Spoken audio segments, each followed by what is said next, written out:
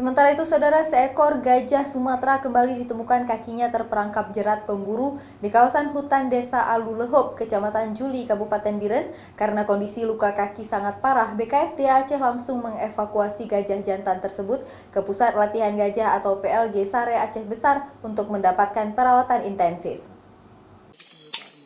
Petugas dari Balai Konservasi Sumber Daya Alam atau BKSDA Aceh dan Conservation Response Unit atau CRU, Das Pesangan, serta tim medis dari Pusat Kajian Satwa Liar atau PKSL, Fakultas Kedokteran Hewan Universitas Syah Kuala melakukan evakuasi gajah jantan yang ditemukan terperangkap jerat di kawasan hutan Kabupaten Biren pada Senin.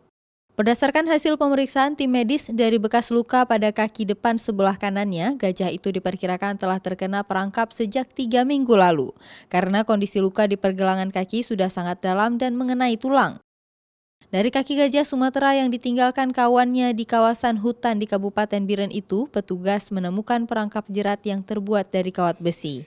Karena kondisi luka sangat parah dan harus mendapatkan perawatan intensif, kemudian gajah jantan tersebut langsung dievakuasi ke Pusat Latihan Gajah atau PLG Sare Aceh Besar untuk mendapatkan perawatan intensif dari tim medis. Raja Umar, Kompas TV, Banda Aceh.